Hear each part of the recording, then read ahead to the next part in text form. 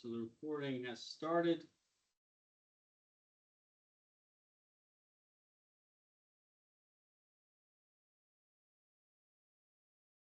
This is Electrical 3, Revision 10, Module 2, Conductor Selection and Calculations.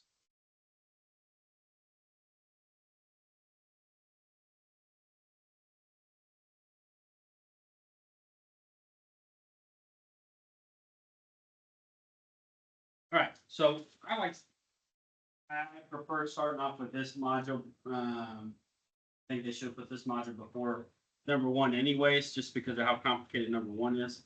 So it won't be a bad thing that we're starting with this module. So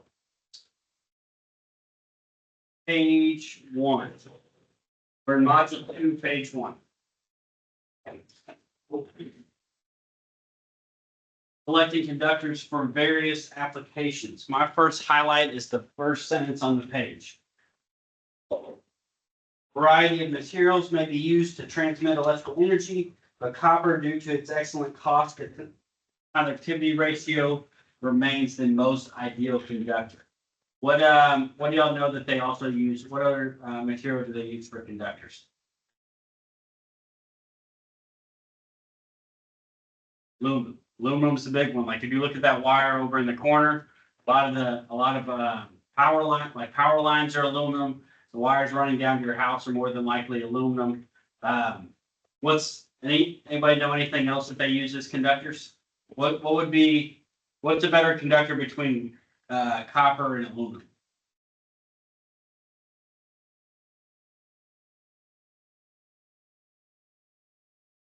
No. What conducts electricity better between copper and aluminum? No, but either copper or aluminum. Which one? Copper, definitely. Anybody know anything that conducts electricity better than copper? You ever seen the inside of a computer? Like what are the little circuit boards? Was that like gold? Gold is a much better conductor than copper, and even more than gold, platinum is also a good conductor. But that's why gold and platinum are only used in like super high tolerance stuff. Obviously, you're not running gold lines to your house, right? So that's where it's talking about the cost of conductivity. Copper is the best. Second bullet point on the page.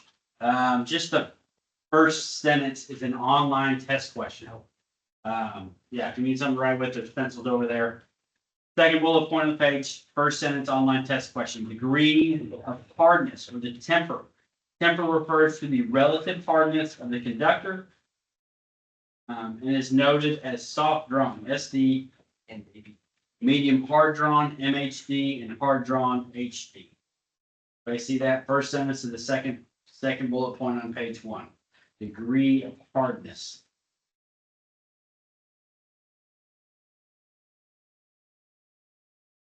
Right hand side of page 1. That first paragraph after the bullet point, I've got it's the first few sentences highlighted, but they're going to talk about how I'm going to read through this and I'm going to explain. But I've got all this highlighted. The American wire gauge, AWG, is used in the United States to identify sizes of wire and cable up to and including number 4/0. 4/0, 4 zeros, which is commonly pronounced in the electrical trade as 4/0 or 4/0. These numbers run in reverse as to size. That is, number 14 gauge is smaller than 12, and so on up to size number 1 gauge. Up to this size, number 1 gauge, the larger the gauge number, the smaller the size of the conductor. However, the next larger size after number 1 is number 1/0, then 2/0, then 3/0, and 4/0. Y'all remember going over that in previous electrical classes? At all? Like the higher the number. So does anybody remember the common size wire you use for wiring a house? What gauge? 12 gauge, right? So that's 12 gauge or or American wire gauge, right? What's the other one? 14. So this is your yellow stuff. usually. And then you got 14 gauge. And 14 is bigger or smaller than 12. Smaller. So the higher the number, the smaller it gets. So this is 14 AWG. What color is 14 gauge usually? White. So this would be for like your house. And then you can get up to like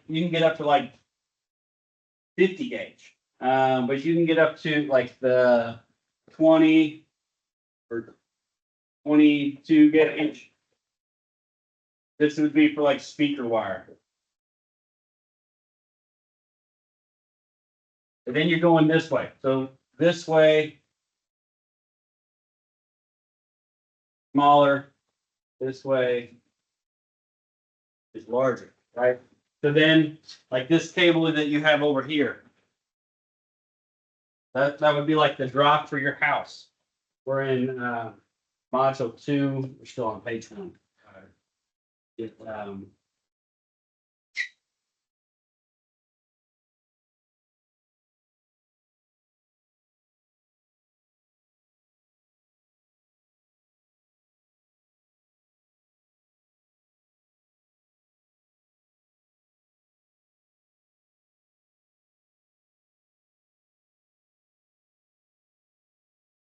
So that over in the corner, that is 4/0, but this is going to keep going down. Like your 6 gauge, this would be for like your oven or something like. Well, I think 6 gauge is even a little bigger. Maybe like your air conditioning, right? And then you can keep going 4, 2, and then you get to this, right? That is aught. This is what they're talking about. 1/0. Right, so this can be written as 1/0 or just 10, same thing. And then going even bigger, you can get 2/0, 3/0, all the way up to 4/0, right? This 4/0 and 4 gauge are not the same thing. Everybody good with that? Put your phones in your pocket. 4 gauge and 4/0 are not the same thing. Which one's bigger? 4/0 is much bigger than 4 gauge. All right. So that you just need to know how the wire gauges work. So that's what that paragraph is telling you. Like they get bigger or smaller based on the size. Moving on from there, page 2. You're going to have different amount of strands for different types of wires. I have up here on the board, I've got this 7-strand wire highlighted. What's the reason we strain wires? I remember from earlier classes, from previous classes. Much more flexible, way more flexible. And if you take instrumentation and stuff like that, all your stuff is going to be it's going to be strained wire because it's going to be much more flexible. Everybody's done the wiring in those booths next door and stuff like that, and had to bend the solid copper wire over and stuff, and it's pain in the butt, right? So that solid copper wire is a lot harder to deal with than this strand stuff. So you strain in order to be more flexible. So number of strands depends on your size. So highlight this 7-strand wire right here, and then the little note under it that just says standard or common strain configurations. We're on page 2 of module 2. You can also have compact stranding. So this would be like this stranding would just be like your normal kind of instrumentation cable. Like you can see like that's the drain wire, but it's got strands. These other wires are kind of the same, like flexible and stuff like that. But these like the drop wire that comes from like the transformer down to your house, they're getting more and more broken up. But if you like, y'all can come up and look at this at any point. This is compressed but strained. So it's still flexible, but not as much. Like it's not going to need to. It just needs to flex because this is like what hangs in the air going from the power pole down to your house. So it's got to have a little bit of flexibility and stuff like that. And then running down into your meter box, like they take the ends of these and bend them and hook them up inside your meter box or whatever. I think all this stuff is worn off. This is either 3-aught or 4-aught, I can't remember. But compact straining. So that's what you're seeing at the bottom left of page 2. Is the compact straining. 110.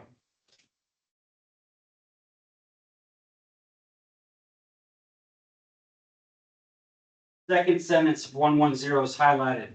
The branch circuit is defined as the circuit conductors between the final overcurrent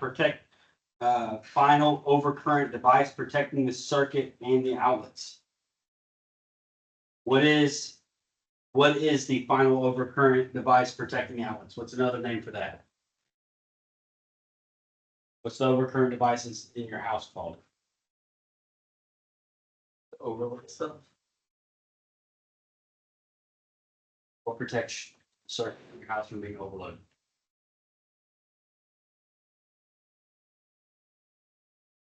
About to say it. What are you gonna say? GFO. Not GSO. So panel. What's inside the panel? Circuit. So panel. Circuit what? Breaker. There you go. Your circuit breakers. So this book is going to say the final overcurrent device. Your breakers are what protects the circuits inside your house. A branch circuit is the wire that's physically leaving a breaker going to a circuit. So you probably have one breaker that serves like your living room outlets, right? Plug too many hair dryers in your living room, that breaker's going to pop or it's going to trip. You're going to have to reset it and unplug some stuff. Anybody know another name for the wire that connects from the breaker to like the first outlet? Remember what that's called? Home run. Steve or Adam talked about that. That's a home run. It's going from the panel to the circuit. Page 3. Last 3 sentences on page 3 before the 111 are highlighted. In general, a grounded conductor must have a white or gray finish. When this is not practical for conductors larger than 6 gauge, marking terminations white is an acceptable method of identifying the conductor. Tagging is also acceptable. This is where did y'all? I don't know if y'all wired a light like this, but you can wire lights in a house where you run the power to the light first, and then run one wire down to the switch. Like usually you're running your hot wire down to the switch. So if you do that, you have a piece of Romex going down to your switch. What color are the wires inside the Romex? One is black, white, and bare, right? So if you have those 3 running down there, but I'm just switching my hot leg, I have to mark that white one with black tape so that whoever gets in there knows that that's going to be a hot. Same thing for a neutral. Whenever they say grounded conductor, we'll make sure y'all get this.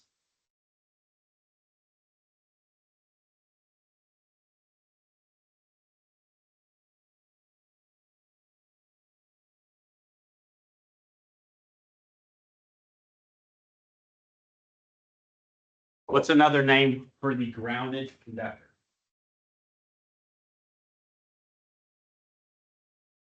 That's where people, so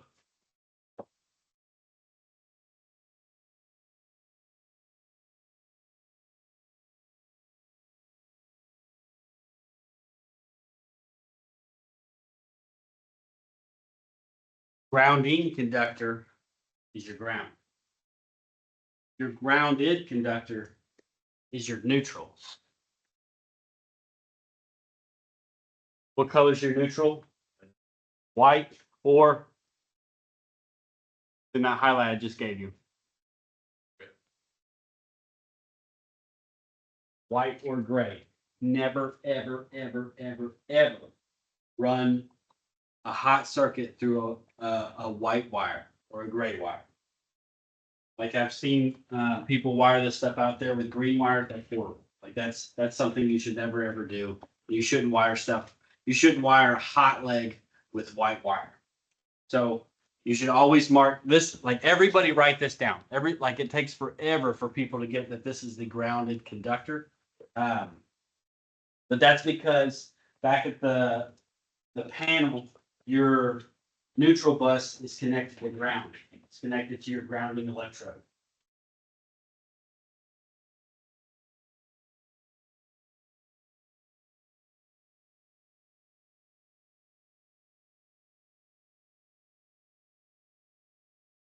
What's another name? Y'all read that? My handwriting's not the best. What's another name for my ungrounded conductor? You got your neutral and your ground. What's the only other one?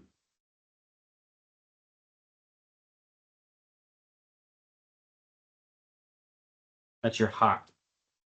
Or or your or your phase. As they call it. What color is this? Usually.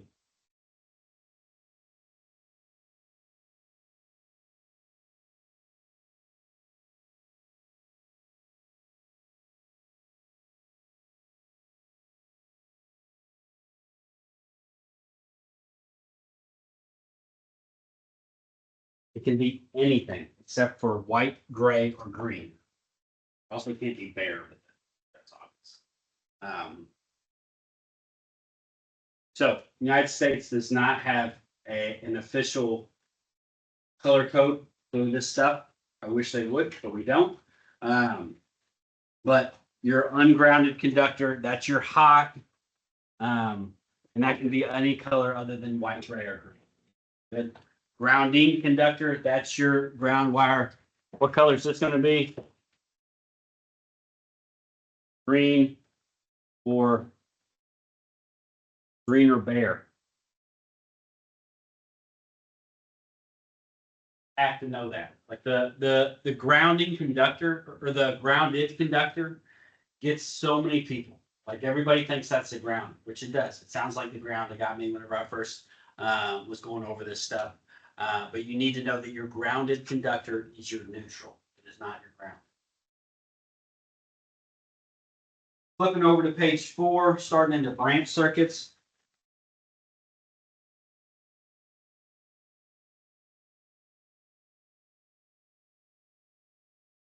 To 1, 1, 1.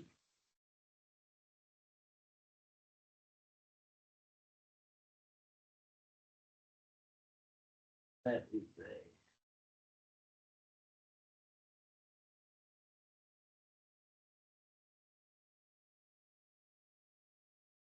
So looking at this picture that you guys can't see. Looking at this picture on the right. It's a panel right there. What are these right here? From the previous, from what I called them. What conductors are these? The grounded. Grounding. Because these are bare. These are your grounds. What about these up here or these over here?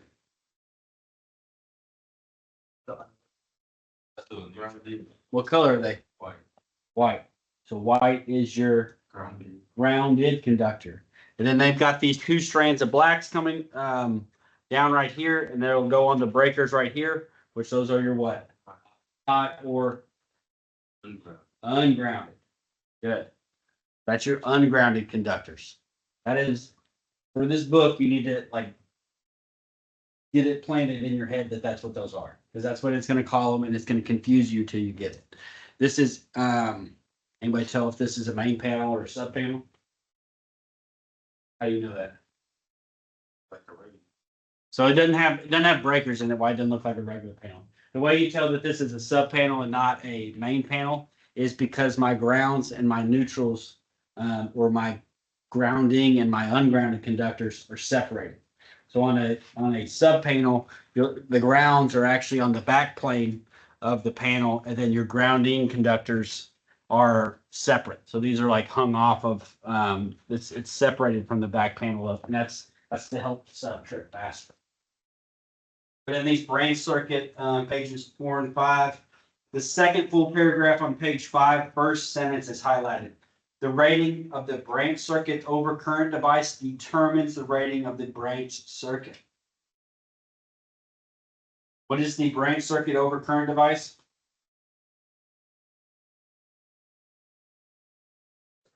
Circuit breaker, good. Or something like that. What, anybody know of another overcurrent device?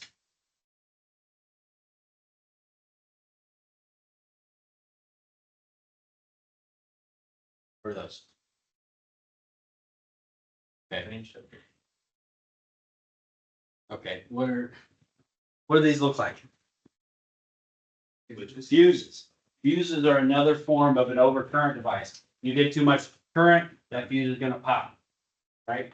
So fuses or circuit breakers can be your overcurrent devices. If you get out in the plant and big stuff, the bigger you get, sometimes they do have massive circuit breakers that can trip super fast, but they're tens of thousands of dollars. Whereas like a big fuse is like $20 for an expensive one. So a lot of people are putting in fuses rather than buying a $10,000 circuit breaker, right? Because fuses have, they can design fuses to detect short circuit fault or overcurrent. So you can do a lot with fuses, but the thing about a fuse is it's not resettable. Circuit breaker, you just turn off and turn back on and it's reset. Fuse, you have to replace the fuse. Last sentence on the page, or last two sentences on the page, continuing on to the next page are highlighted. The allowable ampacities of conductors used on most electrical systems are found in NEC table 310.16. However, the ampacities are subject to correction factors that must be applied where the ambient temperature for the conductor location exceeds 30 degrees Celsius. Key in on that 30 degrees Celsius. So you have to make some correction factors if that exceeds that 30 degrees Celsius. That first note on page 6 is highlighted. NEC table 310.15 V1 or 2 provides temperature adjustments that must be added to the average ambient temperature for the ampacity derating conductors installed on conduit exposed to direct sunlight or above rooftops. So I want everybody to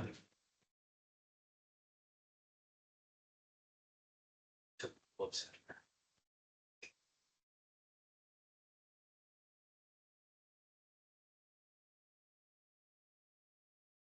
Give me 2 seconds. Let me go grab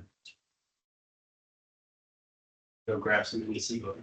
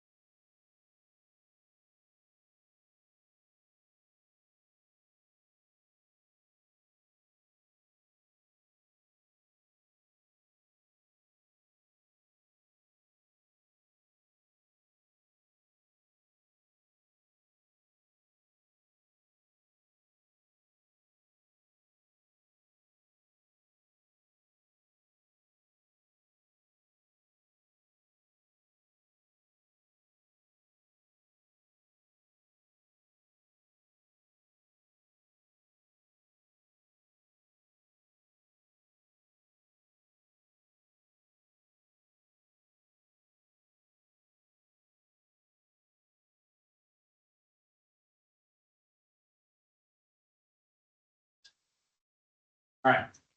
Everybody turn to 310.16.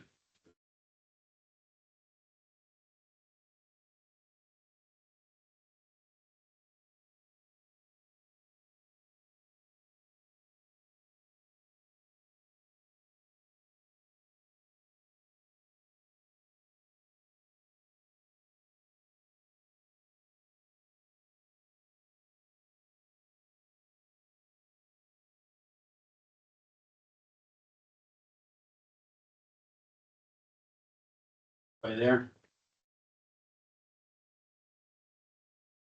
Table 310.60.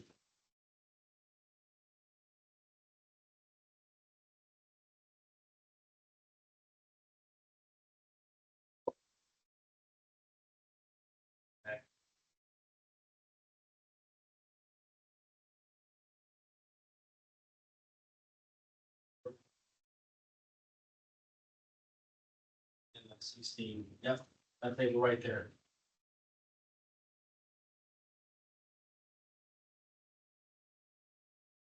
And that's 16. All right, this is the most used table in this book for electrical 3, anything like that. So if I have, let's just pick a type of wire. So I wish I. So say I've got a piece of copper wire. A common one that is used is THHN. And then I'm going to say 2 gauge. All right. So everybody look, I want to know how much ampacity or how many amps I can pass through that wire.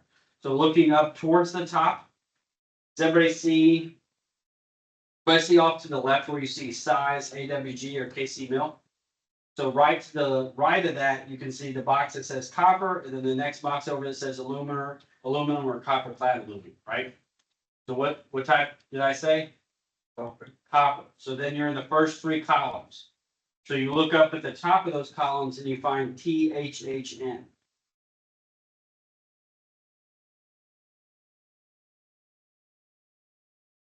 Everybody see that? What column am I in? Third column. Everybody see THHN? It's like not quite halfway down in that 90-degree column. And then if I was going down to 2 gauge, so you're looking at your gauge over on the left, how many amps can 2 gauge THHN copper carry? 130. 130. Everybody see that?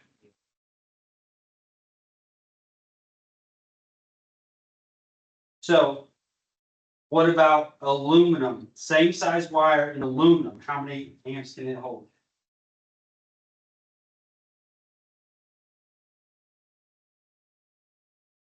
100. So is very like copper is a lot better current carrying material than aluminum, right? It can carry 30 more amps of the same size, like same size wire, different material. Copper can carry 30 more amps than aluminum can. So you need to know how to use this table. Like you'll need to know how to use this.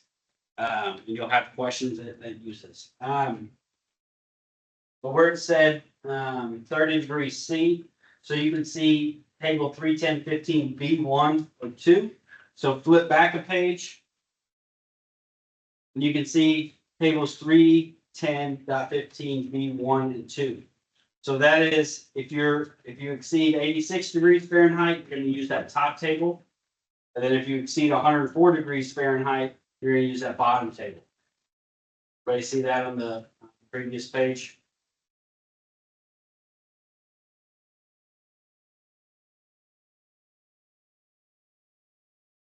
So that's what he's talking about in that noted highlight. Next highlight is the next note. NEC Article 100 defines a continuous load as a load where the maximum current is expected to continue for 3 hours or more. This is in your textbook. 3 hours or more. Make sure you have that highlighted in your textbook. Second note on page 6. Continuous load is 3 hours or more. It can be important whenever we're determining protection. You're gonna have to size stuff up for stuff that's on for long periods of time. Right before the last note on page 6, I've got all the standard overcurrent device sizes, right? So you've got anywhere from, I highlighted that whole page. So you've got anywhere from 15 all the way up to 6,000 amps. So if you're sizing a breaker, say I was sizing a breaker for an industrial application and I determined my load was gonna be 230 amps. What size breaker would I have to use?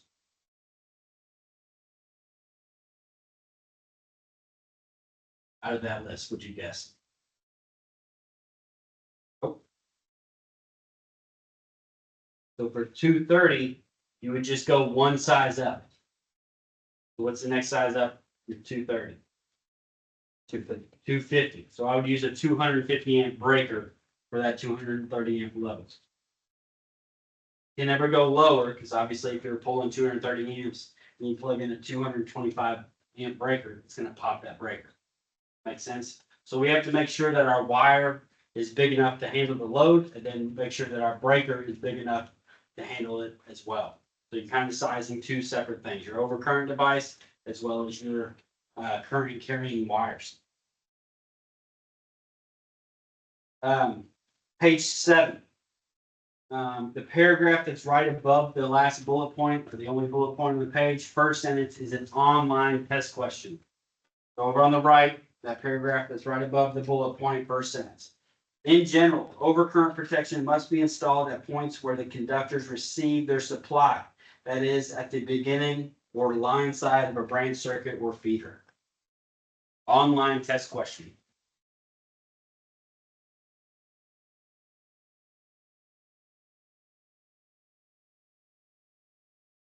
Flipping over to page 8 and 9.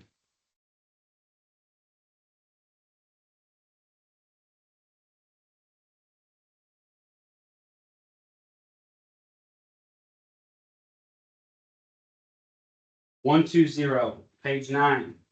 Properties of conductors. Right after those first set of bullet points, I've got the first sentence highlighted. NEC Article 310 4A lists the name, maximum operating temperature, applications, and insulation for various types of conductors. The sentence after that is a separate highlight. NEC Chapter 9, Table 8 gives physical properties and electrical resistance.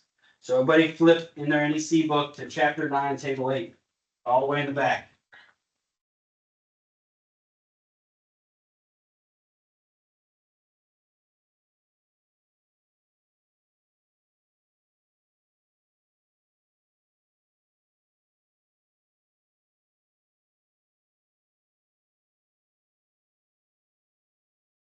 Should be on page at the bottom 70-705.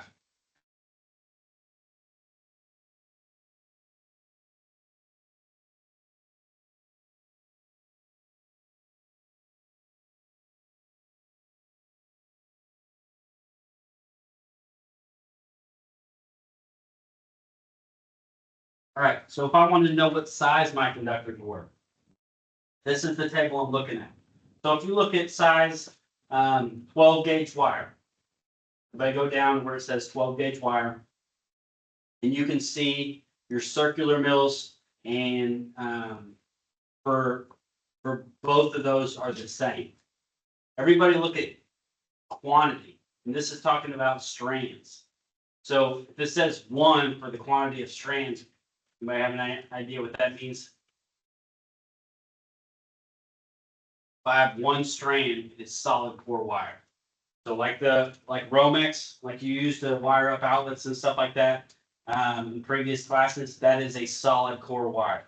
And then if it says 7, we go back to our slide about stranded wire, and we have 7 strands. So usually stranded wire is a little bit bigger than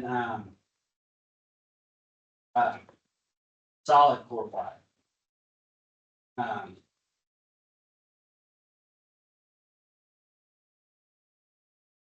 So you can see, and it is. So if you go over on 12, if you go over to like the overall diameter in inches, you can see that the solid core wire is 0.081 inches and the stranded is 0.092. It's not a lot bigger, but it's bigger. And that's because the small as they are, there's air gaps in between these strands of wires. Whereas solid core wire, obviously, there's not air gaps. But if you need to look up the physical size of the wire, this is where you come. You can also look up, another thing to look up is resistance per foot. So if you're looking in the same one, you can go to over to the side and you can go look at the top and see where it's ohms per kilofoot, ohms per kilometer, ohms per kilofoot. And you can see how much resistance there's going to be per foot. So like this wire right here, like I can take a meter and I can measure the resistance from here to here. But if I double the size of this wire and I measure the resistance again, it's going to be twice as much, right? And I have more resistance. Actually, I don't know if that's true. If that's a linear, I don't know I don't think that's linear. It's not going to be twice as much resistance. I don't think.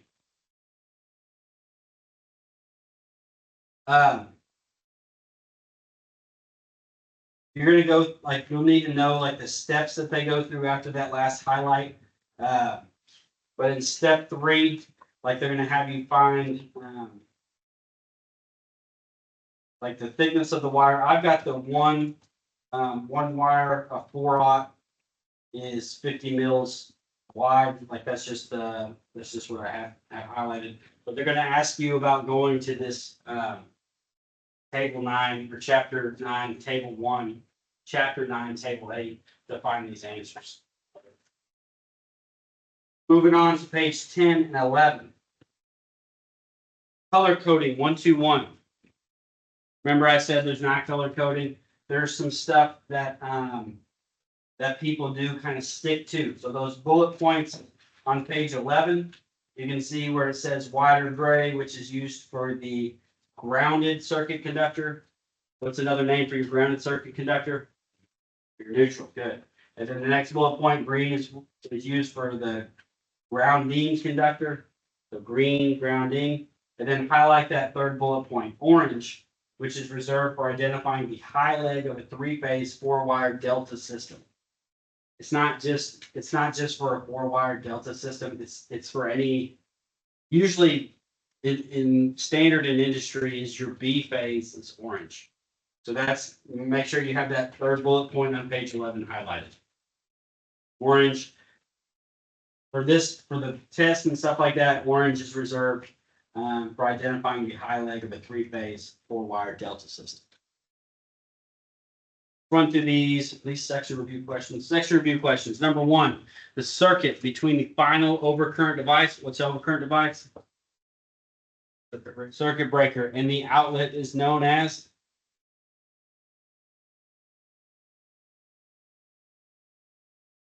Feeders. What's feeding your panel? Branch circuit. Good.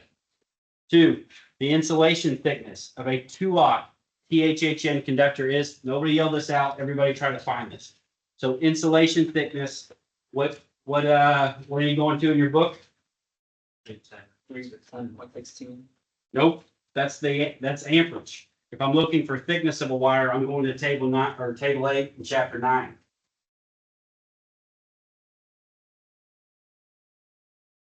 Oh crap, I'm wrong.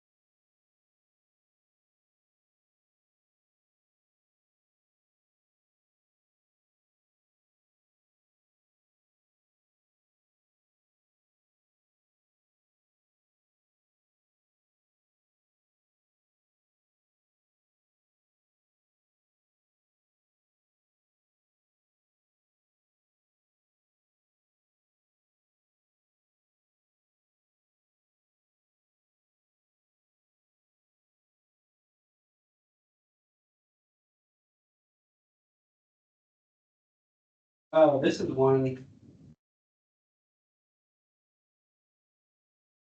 Oh, that's what it is. It was from that first highlight on page 9. Table 310.4A, list the name, maximum operating temperature applications, and insulation of various types of conductor. So flipping over to page to 310.4A, which should be 70-152. You're gonna scan through there and find your THHN. Should be on page 70-153.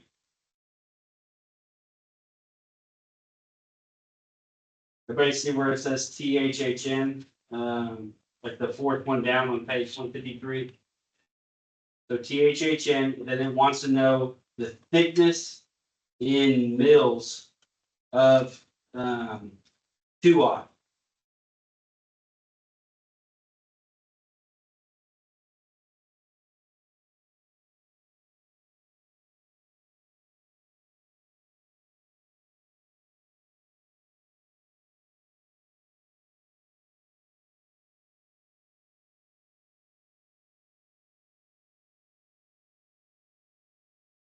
All right, so everybody sees the THHN, right? Then you're looking over into the thickness of insulation. So look up at the top and you can see thickness of insulation on that page. And then you're going to go to your AWG column. Everybody see that? And then what? Where does 2-aught fall in that in that AWG column? 1 through 4. 1 through 4. What do you call it? 4 what? Aught. 4-aught. If you say 4, people are going to think 4 days. You got to say 4-aught. So 1 through 4-aught. So what is my thickness of insulation in mils? 50. Everybody see that? Right. So that's how you determine beyond like passing this test. I never, ever, ever, ever, ever use that in like being an electrician in a steel mill. All right. So don't get too concerned with this. Like I'm just trying to like not that I just want to teach this to you for the test, but if you ever had to like fill a pipe or something like that, like this is what you would have to do. So it's 50 mils. Continuing on. Module or section 2.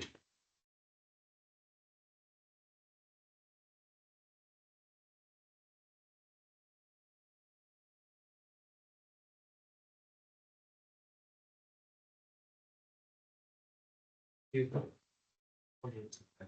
right, we'll take let's take a quick 5-minute break. You need to go to the restroom or anything like that. Be back by 5 till.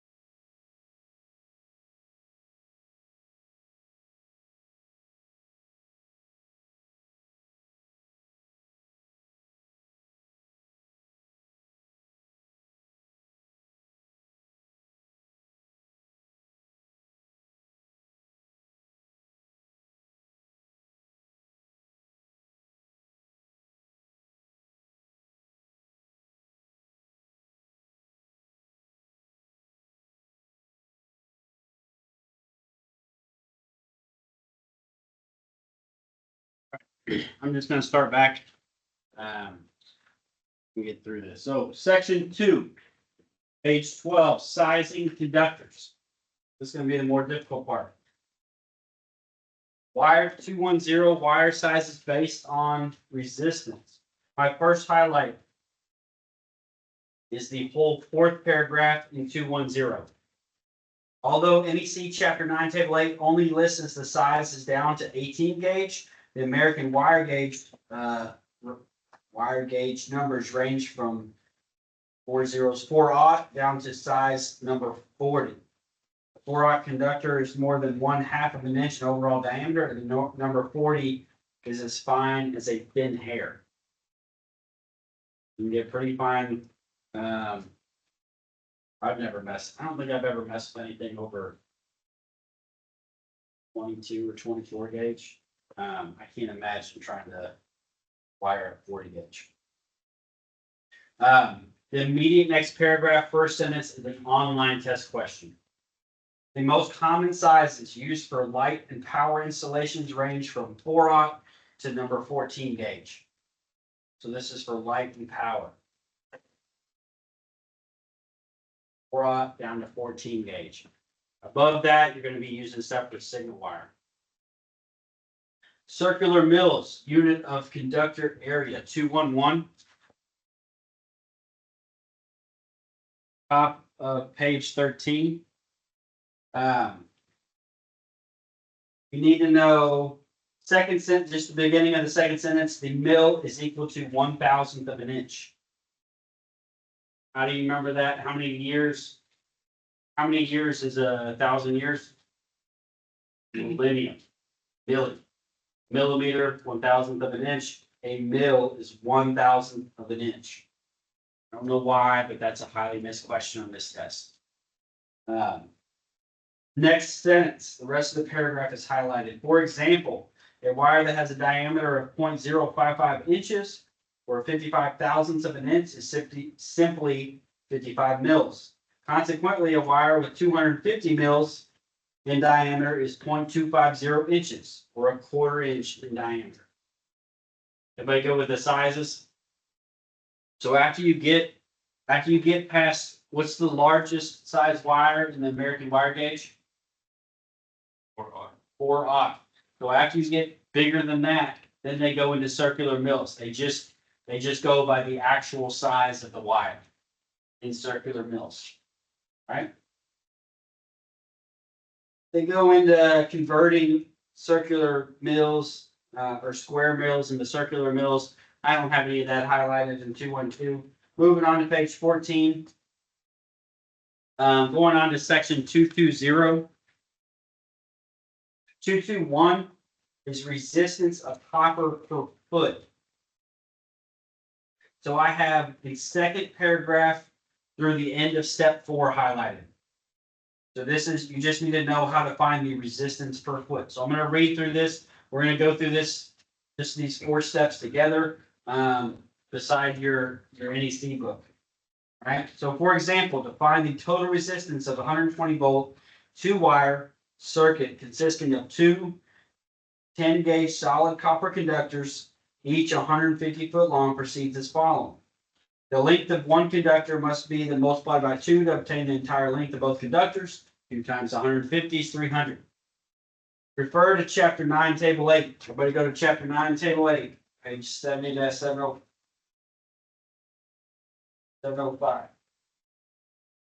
Your NEC book. 70-705.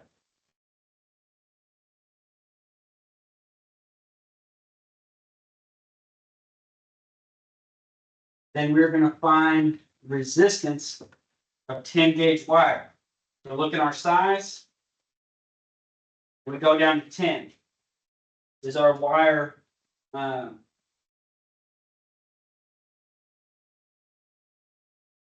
we're looking for resistance per foot. So the resistance of number let's say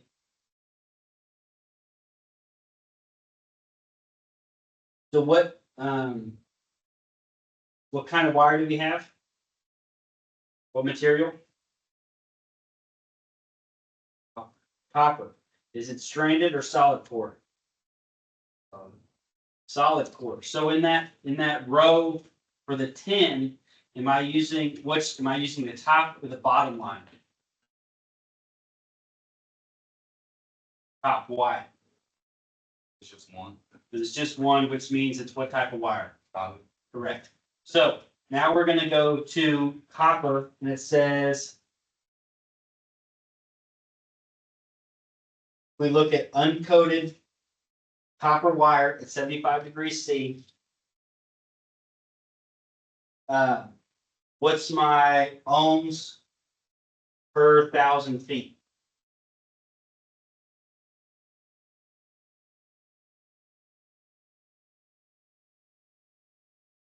Point two one.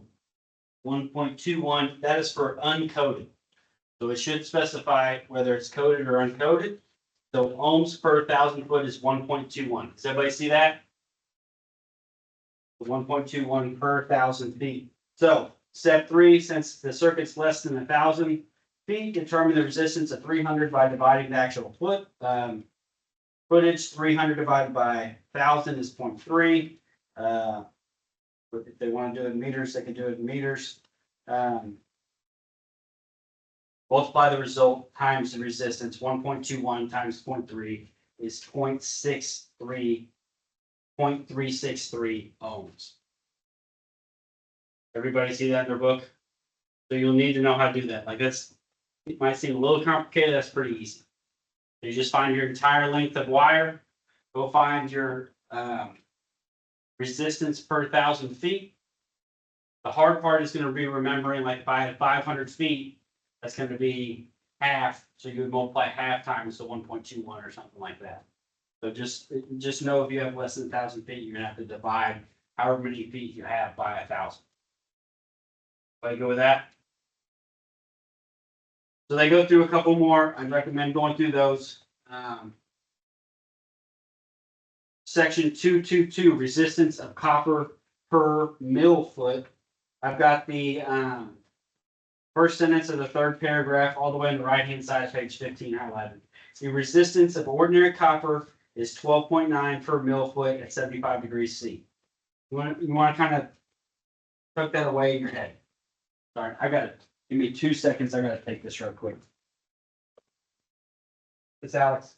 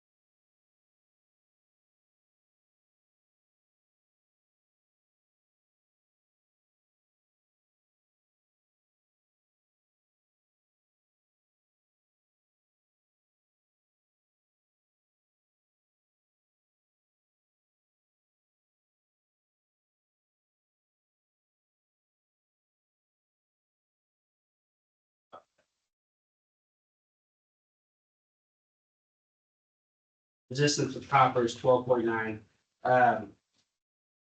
Other one.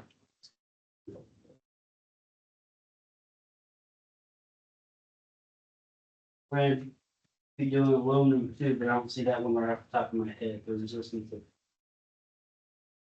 aluminum. So everybody's got that highlighted on page 15. Flipping over to page 16. Calculating voltage drops. So different lengths of wire, different amount of resistance, right? So if you have a different amount of resistance, you're going to drop voltage over a certain amount. Even with that big wire that I have over in the corner, if I've got 1,000 feet of it, my voltage that I put 400 volts on one side, I'm not going to get 400 volts on the other side because that resistance is going to drop some of it out. So this is where it's important. This is kind of a little bit of the engineering aspect of this, but that's where it's important to kind of know this stuff. 230 calculating voltage drops. I've got that second bullet point 230 highlighted. Permissible voltage drop between source and load. Yeah, that's what you're going to be calculating. How much voltage drop can you have between your source and your load? Page 17. The equation that you're going to be using for a lot of this stuff is on page 17. The kind of right below that equation, right below the first full paragraph. Voltage drop VD equals 2 times L times K times I divided by circular mils or CM for a single phase circuit. 2 times L times K times I. I'm gonna walk through a couple of these. Voltage drop example. So we'll just run through this voltage drop example at the bottom of page 17. So for example, assume that a 120 volt 2-wire circuit feeds a total of 30 amps with a branch circuit length of 120 feet. So going to NEC table 310.16, we're going to look and see how many amps number 10 conductor can carry. So flip to 310.16, and I'd recommend throwing a pencil, throwing something in that chapter 9, table 8, because you're going to flip right back to it.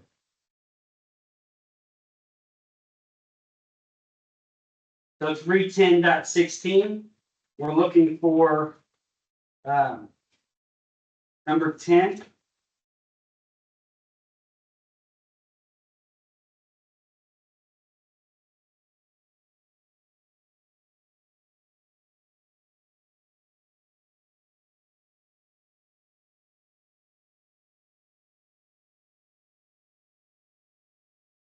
The number 10 gauge conductor, it's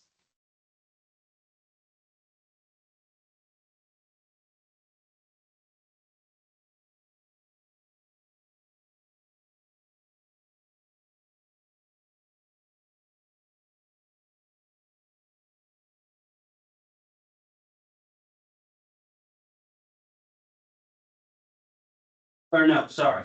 We have 30 amps. That's what it is. We're looking at 30 amps in the 60-degree column for our copper conductor. So what gauge will carry 30 amps in that first column? 10 gauge. Does everybody see that? 10 gauge is enough to carry 30 amps. So now you know that you're going to use 10 gauge to carry this load. And then you're going to go back to chapter 9, table 8. So flip back to the back of your book, chapter 9, table 8, page 70-705. So then you're going to go to 10 gauge.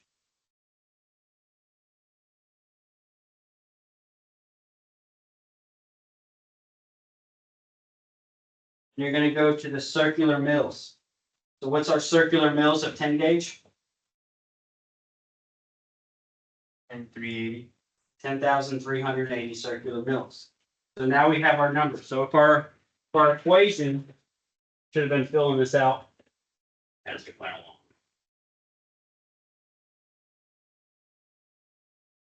Our equation is voltage drop is equal to 2 times L times K, 2 times L times K. times I divided by circular mills. All right. So our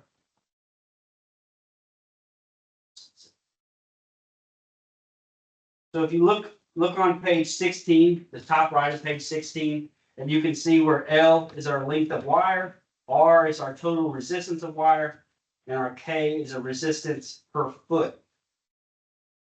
If you look right under that, it says K is a constant whose value depends on the units chosen by the type of wire. You have 12.9 for copper and 21.2 for aluminum. I would write those down. I would highlight that 12.9, 12.9 for copper, and then what did I say? 21.2. 21.2 for aluminum, right? What's our wire made out of? That copper. Copper. So we're gonna use 12.9 as our K. So we've got 2 times, what's our length? Total length. The equation we're doing. 120. 120. What K are we using? 12.9. What's I stand for?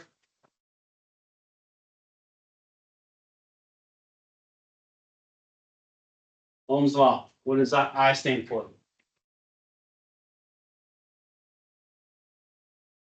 What is that? What is that? What does that have to be? Also like 1 and 2 teacher. The only other Isn't like current. I is current, so amps. What's our current for this circuit? What are we trying to cut? How much load do we have? 30. 30. Over. What did we just say our circular mills were? 1,380. That we said? 380. So putting this all in our calculator. They're doing the math. That's the numbers they came up with, right? Should get a voltage drop of 8.95 volts.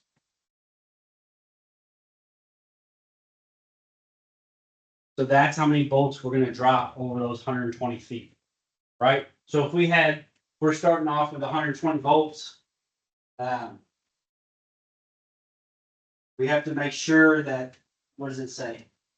So the next paragraph is highlighted, or at least the first sentence is. The voltage at the load is 120 volts minus that 8.95, which equals 111.05, which is usually not acceptable on most installations because it exceeds 3%.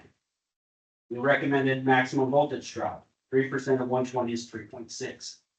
So you see where you'd have to,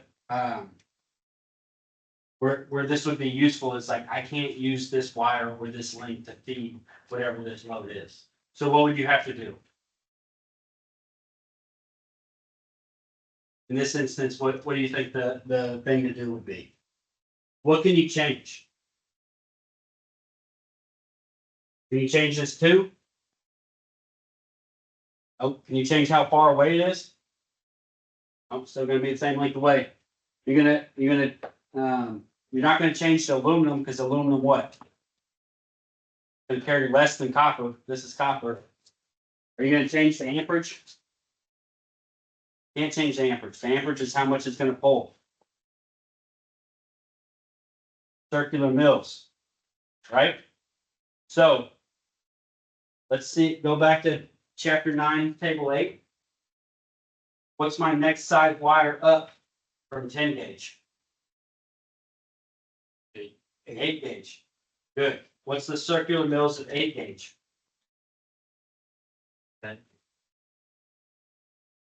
16, 5, 10. So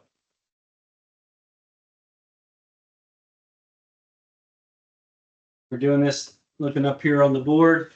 We've got 2 times 120 times 12.9 times 30.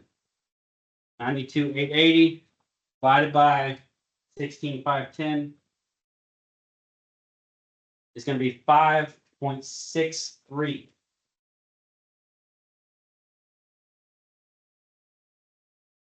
Is that gonna be acceptable?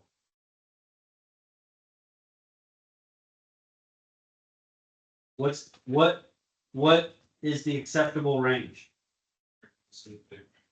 3.6 volts. Is that gonna be an acceptable drop? No, because if I drop this, if I take 120 minus, what did I say, 5.65? Gonna give me 124.35, which is gonna be, I do 124 divided by, not 124, 114.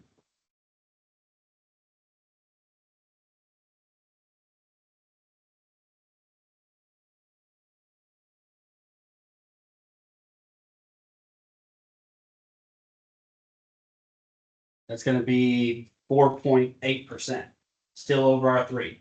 So next size up, we should do this hopefully one more time. So what's my next size up from 8? 26,240, right?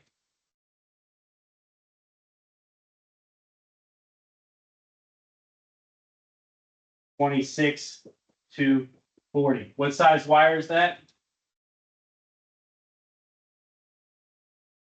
6 gauge. So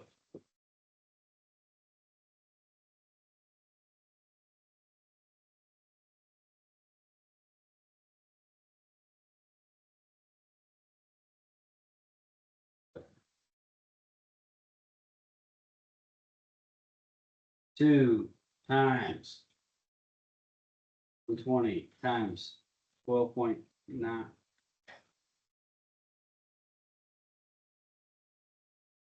2 times 120 times 12.9 times 30 divided by 26,240. 3.5. Is that acceptable? Yes. That's within 3%. So see where this is important?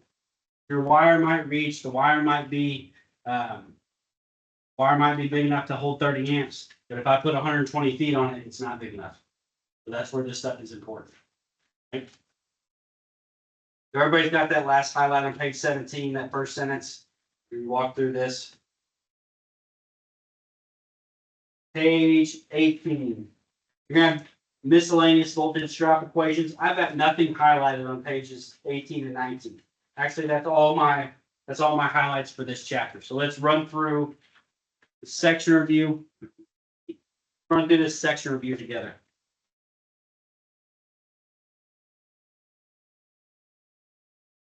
Among the following, which is the smallest wire size?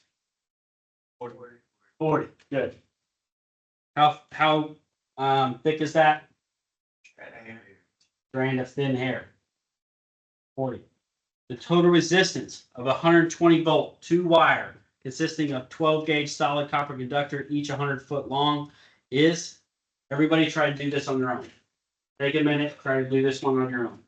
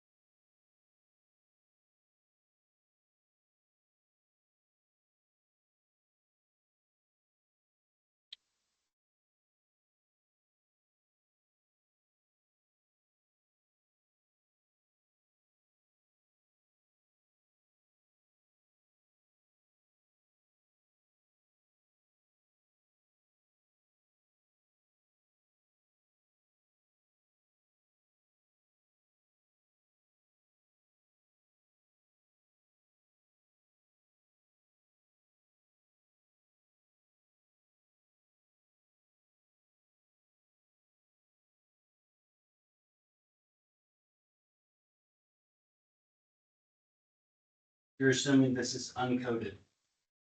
Unless it says otherwise, you assume uncoded.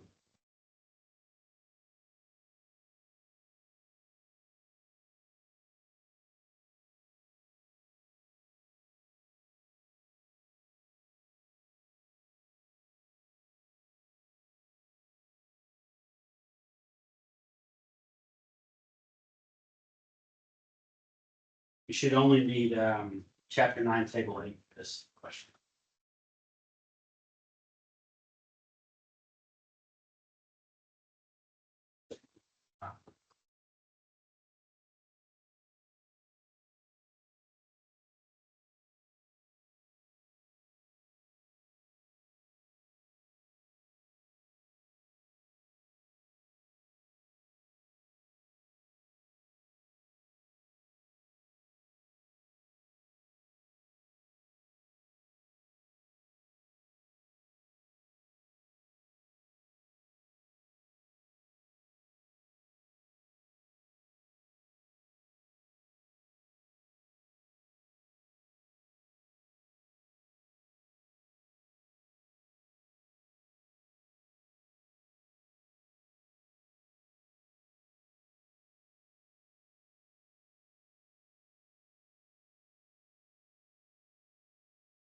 You need help?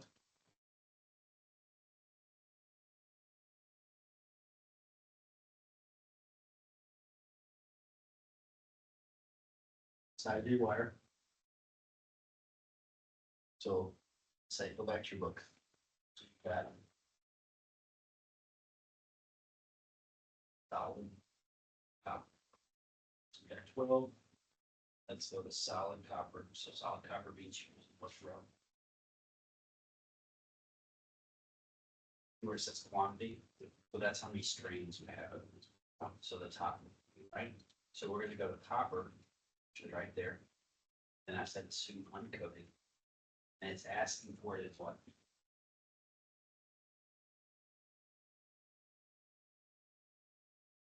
Feet.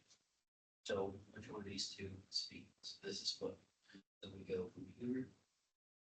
All that, go down there. So we have 3 ohms per 1,000 feet. So write that. We write 1.93 ohms per 1,000 feet. So it's not times 2. But you just have that. So we have 2 wires and they're each 100. How many total? What's our total length? If we have a 120 volt 2 wire circuit, and they're each 100 feet. We have 2 12 gauge wires and they're each 100 foot long. What's our total length? You have 2 wires and they're each 100 foot long. How long is that? 200. So that's how much wire we have is 200 feet. The book is giving us the resistance per 1,000 feet. So we have to take 200 divided by 1,000. Okay. And then multiply that by our 1. No. By 1,000. You're right. I think that's right. Yeah.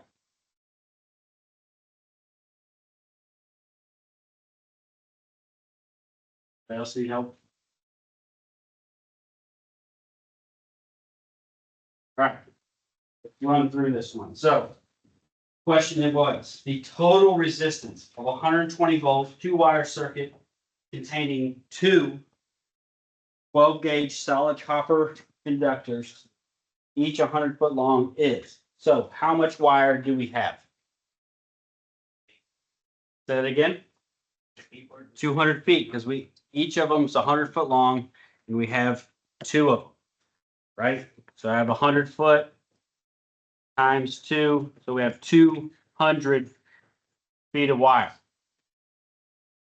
So now we need to know what our resistance per foot is. What table do we go to for that? Chapter 9, table 8. They're going to that in your book. This is on page 7705. So looking at this, What size wire do we have? 12. 12. Is it solid or stranded? Solid, which means that we're gonna use which column? For the top row and bottom row. Top row, good. So, we're assuming, if it doesn't say it, it's uncoded. So, if you go over to our copper, everybody see copper at the top?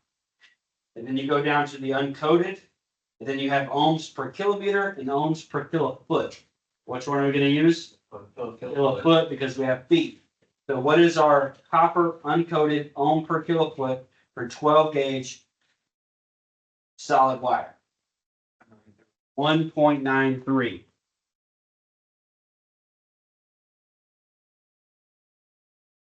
Gauge. It is 1.93 ohms per kilofoot. Right? Do we have 1,000 feet? Don't have 1,000 feet, so we need to know what fraction of that, what fraction of 1,000 feet we have. So we have 200 feet, 200 over 1,000 is equal to 0.2. Right? Then we multiply that by what? And you get what? 0.386. No. Should be 0.386. You might have messed up a decimal, but 0.2 times 1.93 is 0.386.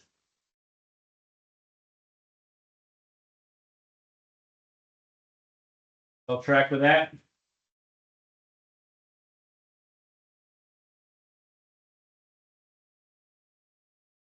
Need this anymore?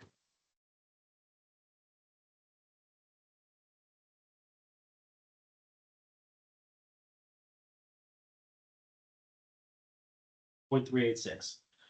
Number 3. If 120 volt 2-wire circuit containing or using number 8 gauge wire feeds a total load of 40 amps, which branch circuit length of 100 feet with a branch circuit length of 100 feet, the voltage drop is. What's our equation for voltage drop? 2 times. Divided by the Circular mills. Y'all try to work through that one yourself. Give me a couple minutes.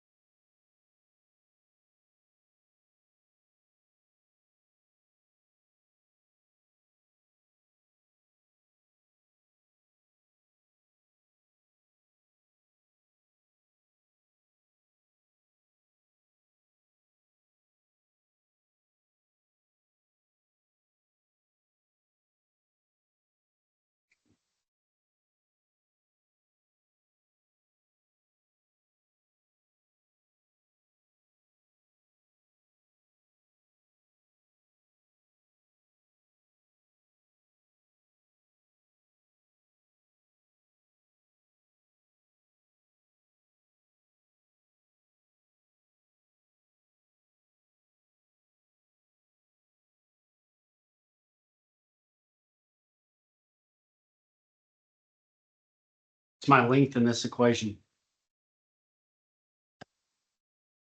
What's my K?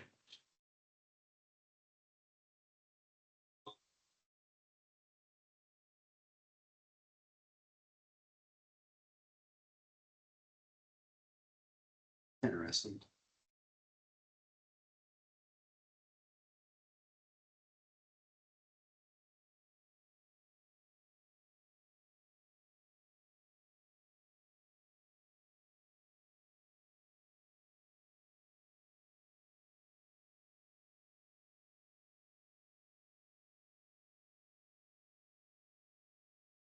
So they don't say, I guess they didn't say copper wire, right? No. Didn't say, then you're gonna assume copper wire. So copper wire makes it 12.9.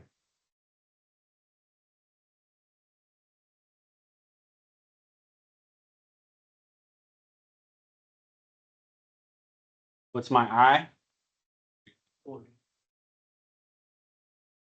Where do I have to go to find my circular mills? Table 8. Chapter 9, table 8. So everybody turn to chapter 9, table 8.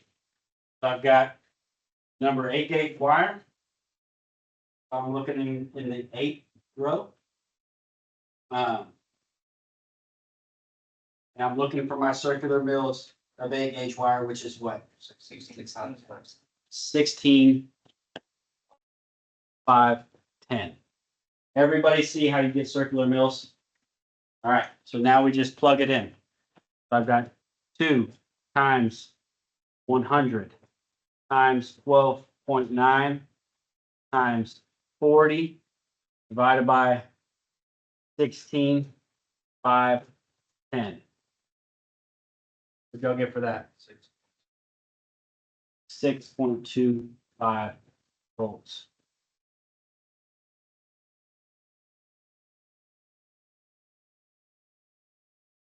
Is that gonna be acceptable? No. Nope. Because why? 3.6.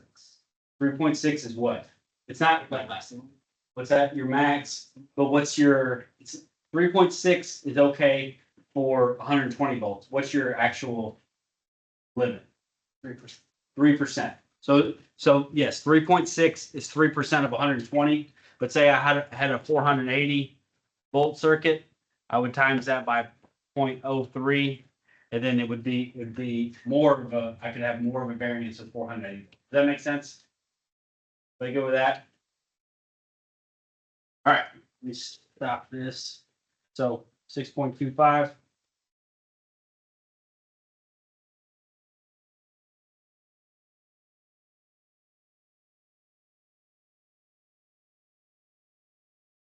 All right,